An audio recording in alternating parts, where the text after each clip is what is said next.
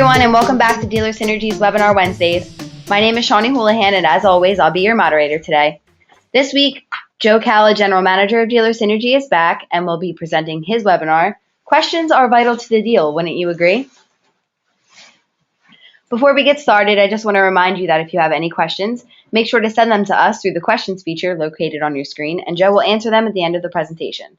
A recording of this webinar will be sent to you after the broadcast for your viewing convenience, and please feel free to live tweet this webinar using hashtag Webinar Wednesdays. Hey everyone. So welcome back. Thank you to those who continue to attend and be a part of this as we do our Webinar Wednesdays.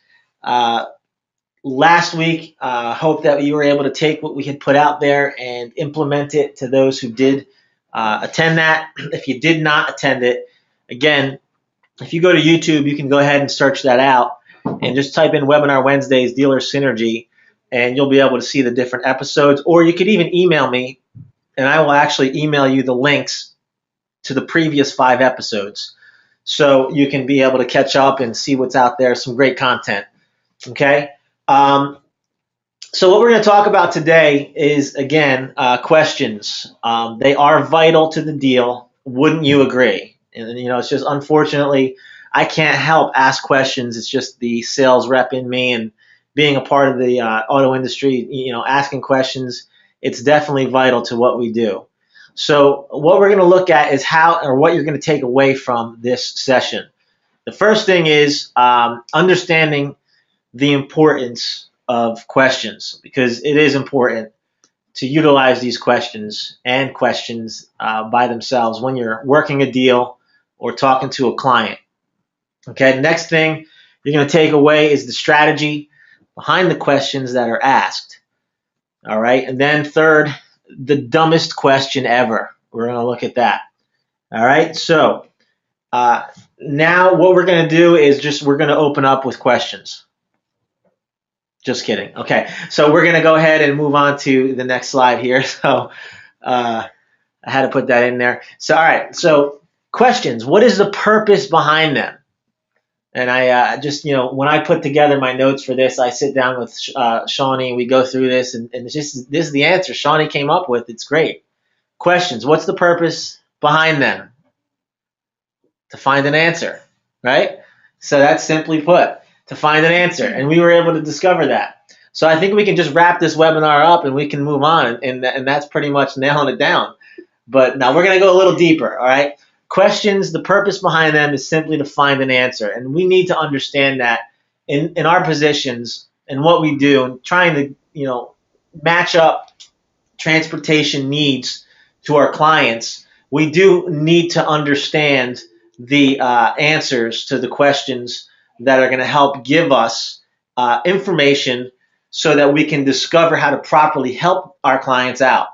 The questions are going to, again, reveal information needed to discover how to properly help our clients out, but it's also going to help us structure our deals. Okay? By asking the right questions, we'll be able to gather the proper information to structure the deal the right way that's going to make the best sense for the client and for us as the dealer. And not only that, it's going to also prepare ourselves so that we can present the right solutions and products to our clients.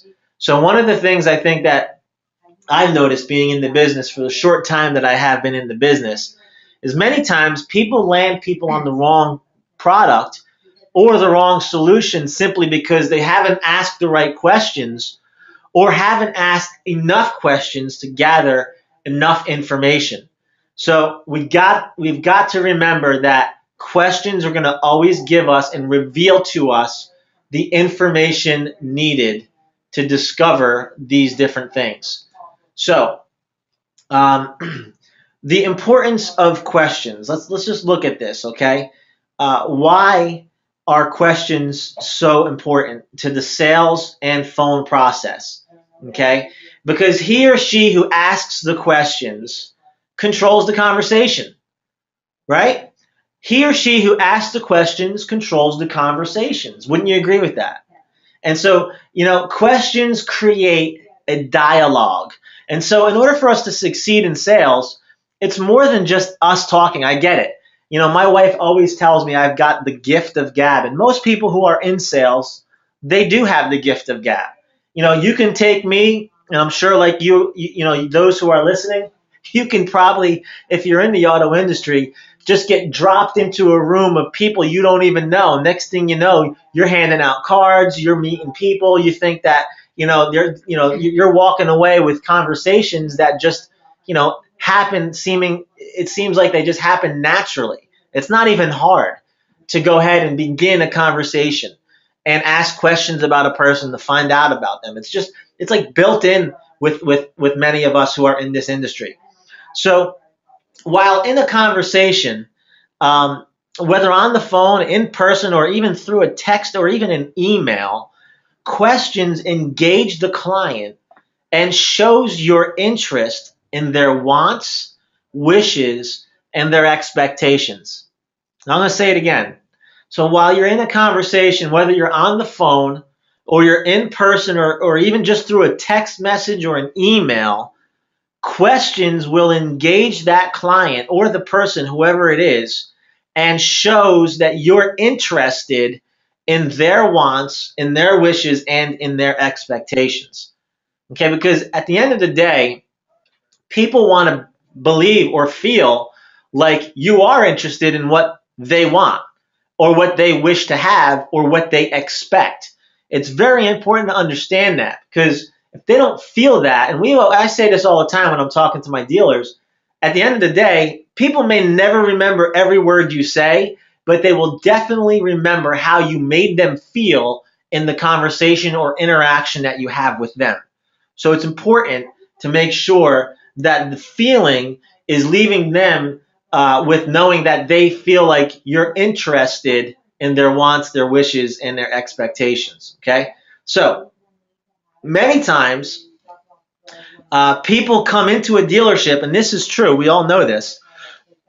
They come into the dealership, or they even email the dealer or call the dealership with the intention to only give up limited information to achieve their agenda. I mean, we have to remember this.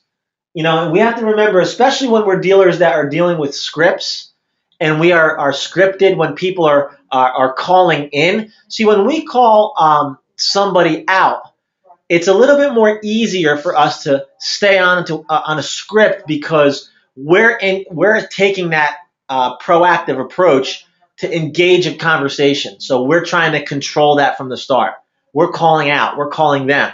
But when somebody calls in, there's an agenda to why they picked up. They're not just calling to have a conversation and just shoot the breeze. They're actually calling because they have an agenda. There's something that they want to talk to you about regarding a vehicle, a special, an APR, a price, something that caused them to pick up the phone or submit their information into a form to create a lead or send an email or a text message or whatever it is.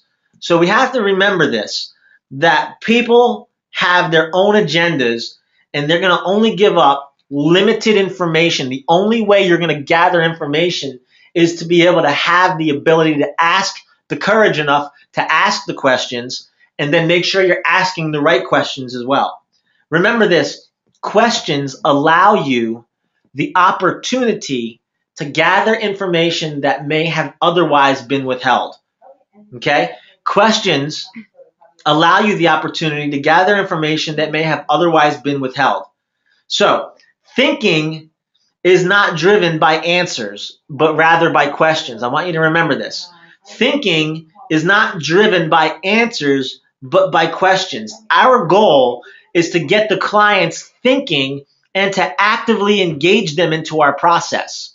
We don't want them to mindlessly just go along with it and just put our Jedi mind powers on them and cause them to go into a trance and just follow our lead. No, we want to, again, have them be engaged with this, okay? Our goal is to get them to think and actively engage into the process. People who are weak in intellect and lazy, they don't want people to think.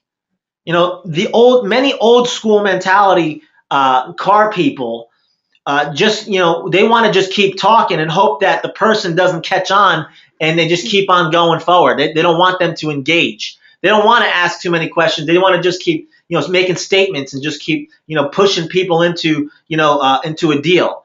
But at the end of the day, when you're strong enough intellectually and you know your product and you've studied and you've put yourself into a position where you're an actual professional, you're okay with allowing the customer to think and have engagement, to be able to interact with you and proactively ask you questions to give you the ability to answer and then ask additional questions. Let's just face it. It's important for us to ask questions.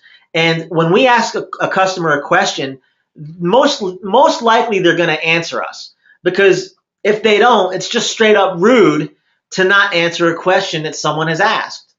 I mean, that's just how it is. We have to remember that many times the reasons why we miss deals, that the reasons why we've left money on the table and we weren't able to close up opportunities, is just simply because we never asked additional questions or more questions than what we had asked up to that point. So I want you to remember this statement. You have not because you ask not. I mean, that's the truth. Many times we just don't get what we want because we didn't ask for it. Sean, the CEO of the company, he says this all the time. You can't lose something that you already didn't have, right? You can't lose something that you don't have. So many times, if you don't have it, it's simply because you haven't asked for it. So ask anyway. It's not yours yet anyway, so just ask for it.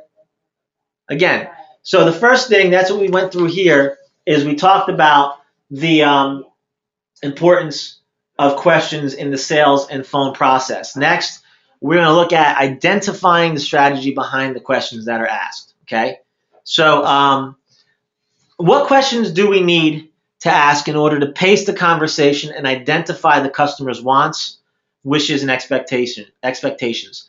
These questions will guide your conversation down the path to the purchase. Okay, remember this: each question will reveal clues to bring you one step closer to the hidden treasure that's in each deal. Again, each question will reveal clues to help bring you one step closer to the hidden treasure that is in each deal. I mean, we're like investigators when it comes to working a car deal. And it's the same thing, whenever an investigator wants to go ahead and find out information, questions begin being asked to the person that is being questioned. It's going to help us discover clues, and each clue is going to bring us to that next step further or closer. Think of it like this: when a question is asked, it's like a heat-seeking missile. Okay, it is going to continue to search and search and search your heart and mind until it finds an answer. It's just how it works. To think through or rethink anything, one must ask questions that stimulate thoughts. Think about this. Questions define tasks, they express problems, and they lay out issues. Answers, on the other hand, often signal a full stop in thought. Only when an answer generates a further question does the thought continue its life. This is why, listen to this, this is why when a customer asks us a question, we should take the time to follow up the question with an answer and then redirect by asking another question. Okay, think about this. When a customer asks a question to us, we should take the time to follow up the question with an answer the question they ask, but then redirect by asking another question. Many times, especially talking to people who are coordinators on the phone, I've heard this many times. They get off script. They say, well, look, the people aren't scripted, so they just start asking questions. And next thing you know, I'm like way out here in the middle of nowhere land. I don't have no idea how to get back. You know how you get back? You just ask a question. If you can have a question ready in the can that you can go ahead and pull on and utilize to help get them right back to where you left off, many times that'll bring them back onto point. Okay? So the first piece of what we talked about is the importance of questions. The second piece here is talking about the strategy behind the questions asked. And here's an example. If a customer says or asks this question, can you sell me this vehicle for $1,000 less than the current price? Think about this. Can you sell me the vehicle for $1,000 less than the current price? I mean, how do you answer that? There's a couple of ways you can answer that. Some salesmen might say, well, if I did that, and I've heard this said, okay, I'm just giving you different answers that I've heard. If I can sell it for $1,000 less, are you going to purchase the vehicle at the time? Are you going to purchase it right now? If I can do that, will you do this? Right? Well, here, this is how I would suggest answering this question, handling this question. Can you sell me this vehicle for $1,000 less than the current price? First of all, answer the question. Unfortunately, I won't be able to do that. This vehicle, and then go further. This vehicle is valued at $3,000 more than the current selling price listed. And you have to remember this. Price is only relevant in the absence of value. And many times what happens, and think about this, guys. I'm talking to you now. I'm kind of interjecting in between. I didn't finish my answer, but I'm interjecting. Price is only relevant in the absence of value. So in other words, if there's a price problem, many times we didn't do the right setup to provide the proper value to help rebut that. But let's just go down this road, okay? Can you do it $1,000 less? Unfortunately, I won't be able to do that. And the reason why is this. This vehicle is valued at $3,000 more than the actual current selling price that's listed. So before we advance any further, let me just ask you this quick question. Do you believe that this vehicle is the right vehicle for you and your family? I just want to make sure that before we go any further, is this the right vehicle? Yes, it is? Okay, good. So do you believe that this vehicle meets then all of your expectations that you listed and that we covered and wanted to make sure that you had this? You said that you wanted to make sure that you had these specific expectations in your next vehicle. Do you believe that this vehicle meets all those expectations? Yes, I do. Okay, good. So then can you see why the value of this vehicle can then be justified for the current listing price? Typically, they'll say yes, and then you just say, okay, great, congratulations. You reach out your hand and shake their hand and say, I'm just going to get this set up here, and we'll get the paperwork moved along. So what you want to do is, again, you want to be able to answer a question that they ask, then provide an additional question to take you further to gain control again, to go down that road. So here's what we're going to do. We're going to talk about on the phone. Let's just say, here's a couple of questions that you can screenshot if you want and utilize, okay? On the phone, did I catch you at a good time? This is a huge question to ask. You know how many times I've heard people call someone, hi, can I speak to Fred here? This is Joe from Gateway Toyota or whatever Toyota or whatever Honda or wherever you're calling from, ABC Motors. And what happens is this. Many times they'll go ahead and start talking. Oh, yeah, I saw you this. They start going through everything. And the next thing you know, there's they're just talking and the customer says, hold on. I can't talk right now. I'm in the middle of a meeting. Oh, okay. And then they just, so if you don't ask that question, did I catch you at a good time? You're not giving them the courtesy to be able to decide on whether or not that they're hearing you or not, or that you're, hearing you or not. I want to make sure I'm doing that. I said that because I got somebody telling me that they can't hear us out there. I want to make sure everybody's hearing us. Okay, good. It looks like we're up again. All right, so did I catch you at a good time? It's going to help you find out if you're giving them the courtesy to say yes or no, so you can really have the time. Many times they'll say yes. Sometimes they'll say no. But many times they'll even say, yeah, not really, but I can give you a few minutes. And then those few minutes sometimes turn into 10 minutes. And then, they're asking all sorts of questions. So here's another question that you want to add while you're gathering or confirming information about different things that they may have said to you. You want to add at the end of your gathering of that information or confirming of the information, is that correct? It simply just lets them verify and make sure that they, basically put their stamp of approval on it. Is that correct? Next thing is, have you ever purchased a vehicle online before? It's a very good question. Have you ever purchased a vehicle online? Or what were you looking to accomplish by going online? Okay? Or what were you looking to accomplish while visiting that website is another way you can say it. You could also go ahead and use this one.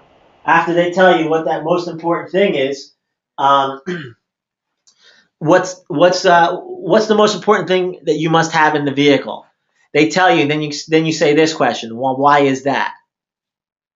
The why is that is key, because that's going to help gather more information. Other than that, what else is important to have in this vehicle? Okay, that's another good question. Other than that, what else is important to you in deciding where you're going to purchase your next vehicle? That's another good question. And then looking at some qualifying questions. Let's go ahead and go down that road for a little bit here. These are the qualifying questions that you may ask in dealing with when they're on the lot and you're going through different things and you're trying to find and land them on the right vehicle. How'd you hear about us? I mean, these are key things, because when people can reveal to you how they heard about you, that's going to also show you where your advertising and marketing money and marketing dollars are working or not working. I even suggest many times providing options, or even putting a thing on your desk that has the different vendors that you end up spending money with and that you advertise on. And it says, how did you hear about us? And there's actual icons or logos of the different third-party vendors that you're advertising on their sites, and pointing them down those directions so that you can at least find out what's working, and then also put some ones that you're not paying for that are on there. See if they're spending time researching there. It helps give you the opportunity to at least see what people your consumer or your customers are thinking, and how they're shopping or how they're going about the process. Okay, many dealers are afraid to do this because they have, oh, I don't want them to go on those different websites. I don't want to expose them to those different websites. Listen, you're not telling them anything that they don't already know. Let's remember this. The customer knows a lot. Okay, you're not hiding anything from them. They're already aware of it. It's not like that you're just going to go ahead and reveal to them something that they never knew. Many times they already knew that. And many times they're educated and they have a lot of knowledge before they walk in the door. That's why people in the old school mentality, they say, oh, the internet ruined the business. No, it didn't. It just caused you to have to be sharper so that you can have a more educated conversation with people and be able to have those types of back and forth engagement conversations. That's it.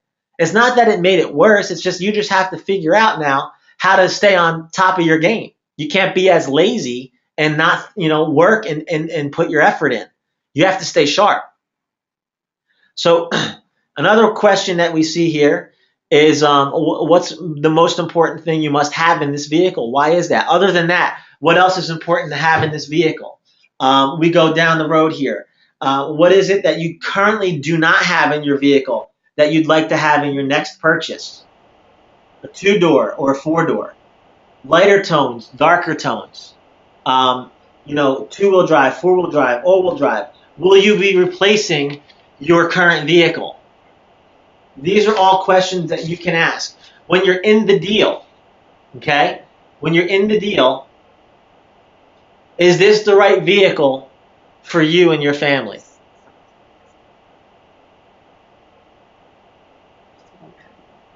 Sorry, guys. It seems like we're having some technical difficulties here, so let's just come together here. There's nothing I can do about it. We apologize here. We're just waiting for... Okay, looks like we're back up. It seems like the webinar keeps going in and out. We apologize about that. So in the deal, while you're working a deal, is the vehicle the right vehicle for you and your family? Is it the price of the vehicle that's holding you back?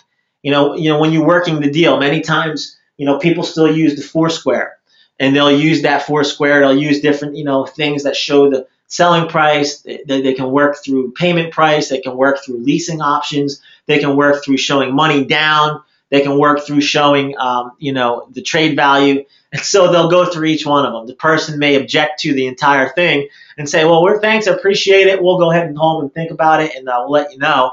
And then you go further and you ask the question, well, what is it that you wanted to go home and think about? Is the vehicle the right vehicle for you and your family? I just want to make sure, first off, that we have the right vehicle. It is, right? Okay, yes, it is. Good. So then is it the price of the vehicle? No, it's not. Oh, okay, so then is it the payment? Well, yeah, the payment's a little too high. Oh, okay. Well, other than that, is there anything else holding you back from moving forward with the purchase of this vehicle right now? No. See, many times what happens is this. People, they'll get an objection and they'll go run and try to, oh, okay, it's the price. Oh, okay, hold on one second. I'll go work on that price. And they go back and, okay, listen, the price is too high and they just don't want it's just too much. Okay, and you come back and you lowered your price and you started dropping your price down and then next thing you know they go, okay, they say, well, it's the trade too now is just I can't fathom the trade. You're giving me way too little for my trade. Oh, okay. And then you come back and you try to work on the trade. You just bump the trade. You go higher and higher and higher. And then you think you got a deal, and they say, well, it's just the term. I really don't want. I don't want to go out 72 months, to be honest with you. So if you never isolate the objections and then ask that question, other than that, is there anything else? Before you start working on anything, you want to get all those objections on the table. Everything, all the same time. Get them up. Is there anything else holding you back from moving forward with the purchase of this vehicle right now besides those things that you just talked to me about? No. So if we can figure out how to resolve these things right here, if we can come together on agreeable terms regarding the items that you mentioned, whether it's price, trade, whatever it is, we can move forward with this purchase, correct? So you see how we did that? You get the objections on the table, and then you isolate them, and then you say, other than that, is there anything else? Nothing else? Okay, good. So what I'm understanding here, just to clarify, if we can come together on agreeable terms regarding the items you mentioned, whether it's price, trade, whatever it is, we can then move forward with this purchase. Is that correct? Yes, it is. Okay, great. And then you go forward, working on figuring out how to overcome those objections. So again, this is the strategy behind why we do what we do. These are the reasons why. It's so that we can gather and put together a strategy, a plan, and help people get what they need by finding out the clues and the different information necessary to identify their wants, wishes, and expectations, and make sure that we go ahead and meet their needs, exceed them, and give them a great experience. So that's what we do. Third, the last piece here, we want to talk about the dumbest question ever. And this is it. Are you ready? Here it is. The dumbest question ever is the question that you never ask. You need to ask these questions. Don't ever feel or think that it's stupid to ask that question. Don't ever feel like it's unnecessary. It's only going to give you more intel. It's only going to ever give you more opportunity. It's only going to ever give you more information. It's only going to ever give you one more clue to get you that much more closer to finding that treasure within the deal. So, questions are vital to the deal. Wouldn't you agree? Yeah. I will. So, with that, I'm going to go over any questions that we may have. And besides that, I also want to just say I apologize if there was any breaks throughout the throughout this webinar. It seemed like we've had some difficulty technically with it was cutting in and out. So I do apologize about any of that. It is going to be again uploaded to YouTube and recorded for anybody to hear and watch again. So let's go to the first question. Go ahead, Shawnee. In regards to a question like pricing, where they are specifically asking for a certain price or $1,000 off, how would you handle that over the phone besides the regular rebuttal? So again, when you're on the phone again with these clients, these are real questions. These are things that they want to know. So the first thing when I deal with somebody who's talking to me on the phone about price, I always bring up this. I always say, listen, price, I'm a lot like you. And I always remind people that I'm a person too. I'm a lot like you in the sense where I want to know the best price that I can get too when I buy something as well, especially when it comes to buying a vehicle. So I do research and I make sure I ask these different questions as well. I would never expect you to purchase this vehicle if I couldn't get you the absolute best price. Does that make sense? Yes, it does. So from there, I would try to reflect it. If they keep pushing on it and say, listen, can you do better? Can you take $1,000 off of this price is what I want to know. I understand what you just said, but you didn't answer my question. So what can you do? Can you do $1,000 less?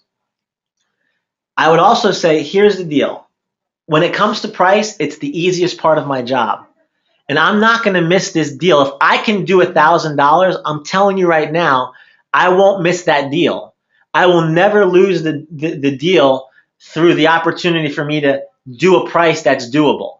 But the number one thing is this, and the reason why I want to go over this with you real quick is because if you don't like the vehicle, if you haven't driven the vehicle, especially if it's a used car, if you haven't done any of these things in order to make sure that this is the actual vehicle, then you can buy it for $3,000 less. But if you don't like it, it doesn't matter.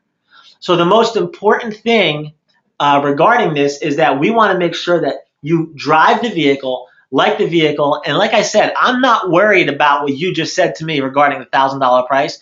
I'm sure that if we can do it, we will do it. If we can do it, we will do it. What I've done is this. I've committed nothing to them.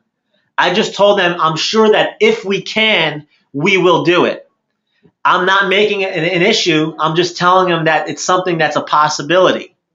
So in order for us to move forward, then what would be the best time for me to set up a discovery ride or a test drive for you to come in and make sure it's the right vehicle for you so we can proceed with working on that price? How do you like that? I'd like it too. Okay. Okay, next question is, what if my customer is responding with, I don't know or I don't care when I ask questions? Should I still continue to ask them? Absolutely. Many times if they say, I don't know, when you're asking those questions, that's okay. Okay, fine. Push a little bit further. Are you sure maybe you can, maybe dig a little bit deeper here? It's real important for me to understand this just to help you get everything you need to be able to make this work for you. I don't want to waste your time. Your time is very valuable to me and it's very important. So I want to make sure that I'm going to really help you get this as efficiently and effectively as possible. So if you can try to figure out, the answer to these questions, it'll be really great. So if they say, I don't know, or I don't really care, there's those customers that are out there. I get it. But, you stay professional, keep asking the questions. We also know this in the business. Just because you asked it 2 times and they said no, doesn't mean that no means no. I mean, eventually, I've seen people after 4 times of asking, 5 times of asking, the persistence of it and asking in a different way, that they put the deal together. So many times you continue to ask and you keep going forward. Okay. Next question is, in order to pace the conversation, can we ask questions like, how was your day? Or should we just keep it strictly business? Well, the problem is that when you go into asking that question, like, how was your day? You don't know what people are going through. You don't know what happened in their life. So they may have just talked themselves out of, or they may have just talked themselves off the bridge that they were going to jump off of. And now by you saying, how was your day? You may have put them right back on the bridge because they just went through all this stuff. And by asking that one question.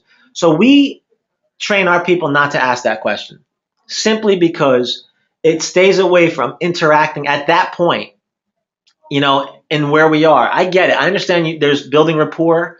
I understand that there's the connecting and there's that, where you're coming together and you're finding commonality and you're trying to find common ground. And sometimes that's just an easy, so how's your day going? Well, it's not really good, actually. I just came back from the cemetery. We just buried my uncle. And again, this is because, again, maybe somebody was just following up with a phone call that they're working a lead, and they're just this lead could have been sitting in there for 30 days, 40 days, and the reason why they didn't end up continuing because just somebody got sick. You don't know. So by asking this question, how's your day, or how's everything going? Really not good. I just lost my job this morning, or I just got fired. I'm just saying, so next thing you know, you're trying to be positive and you're like, oh no, now what do I say? And it's hard. It's hard to come out of that. So I would suggest not asking that question. That's all the questions. That's it. Yeah. All right, so hey guys, listen up. We want to make sure if you are going to NADA, that's next week. I can't believe it. It's next week, Shawnee. Next week. Wow. So next week we're going to be in NADA in San Francisco, and we want you to come out and hear us speak. Myself, Sean, and myself are going to be speakers. I am going to be presenting in the NADA side for focusing on better before bigger. Those are the room numbers there we'll all be in on the dates that I'm speaking. And then Sean also will be speaking along the lines of video, the most powerful tool for your dealership. We also are going to have a booth. 5300W is our booth that we're going to be at NADA. If you're out there, come stop by and see us at our booth, or also come to our sessions and come hear our sessions. You guys will definitely be enjoying them and have a great time, I'm sure, when you're out there, and that'll be good to see any of you out there. So other than that, I'm going to turn it over to Shawnee. Thanks again, guys. Thank you, everyone, for coming to this week's Webinar Wednesdays. If you enjoyed this webinar, then you will love Bradley On Demand. Bradley On Demand is the most advanced virtual training, tracking, testing, and certification platform, featuring hundreds of advanced videos that will train you step-by-step how to sell more cars, more often, and more profitably. Sign up now at www.bradleyondemand.com. And please remember, if you have any questions about the webinar, feel free to contact me at shawnee@dealersynergy.com or by phone at 856-546-2440, extension 34. Have a good day. Thank you for watching this week's episode of Webinar Wednesday. If you liked it, you're going to love Bradley On Demand. Bradley On Demand is the most advanced virtual training, tracking, testing, and certification platform, featuring hundreds and hundreds of advanced videos that will train you step by step how to sell more cars, more often, and more profitably. Sign up now.